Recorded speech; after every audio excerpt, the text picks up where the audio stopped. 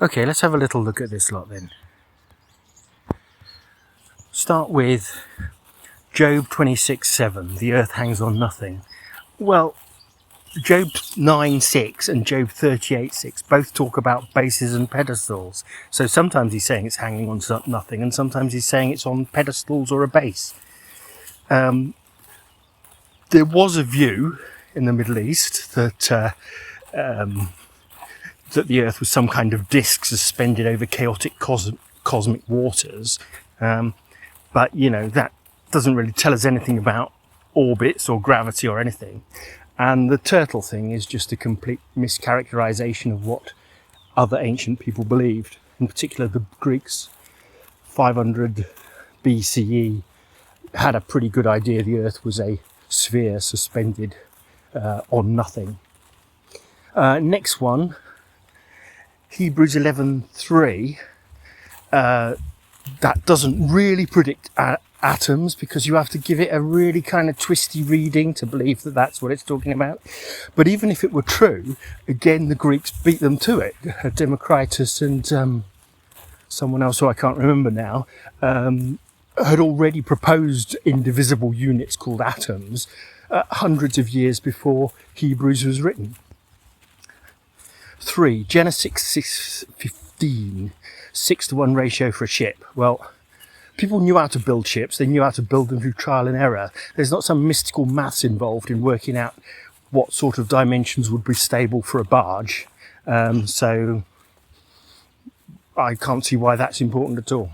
4.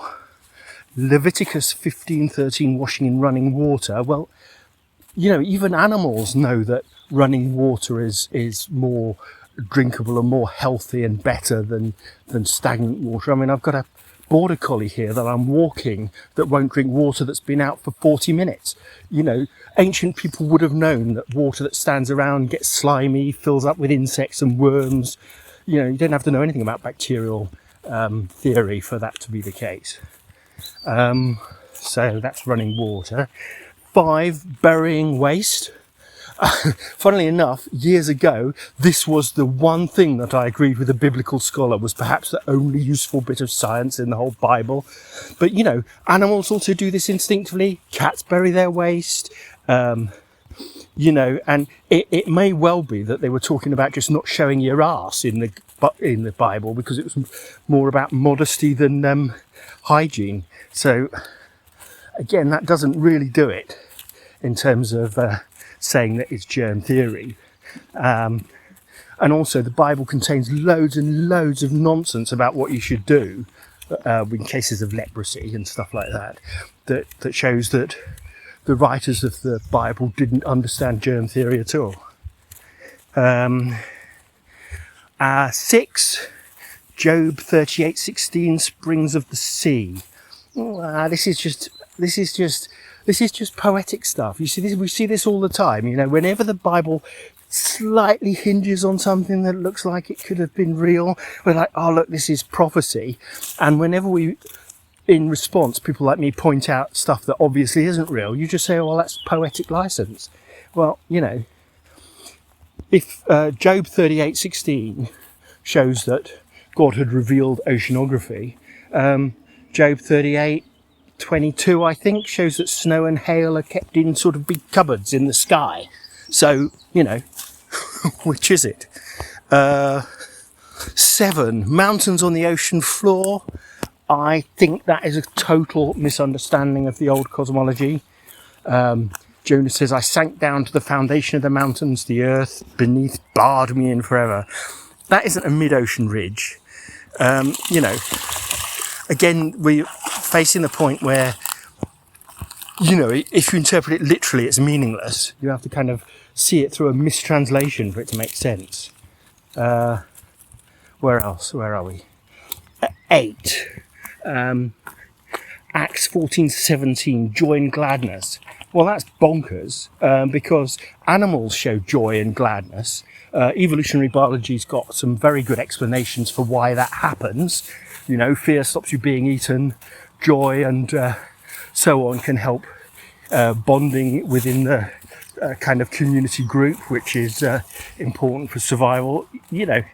any ancient person would have understood about happiness and sadness. It doesn't come from God, and it certainly doesn't come from the Bible. 9, Leviticus 17:11, the life is in the blood. Yeah, you don't really need divine revelation to know that blood is intrinsically tied to life. I mean, any ancient hunter would have realised that, you know, as blood leaks out, that's life ebbs away. You know, it's not some massive revelation. There's nothing in the Bible to indicate they understood circulation of the blood in the sense that it was discovered later. It was just like you were a big bag of blood, and if your blood leaked out, your life leaked out. So, and finally here, Genesis 1:24, created according to kinds. Well, kind is pretty vague, and I say that as a biologist. This is probably the bit I'm strongest on. The Bible groups things in terms of sort of play school categories, things that fly, things that swim, so on. The science is completely different.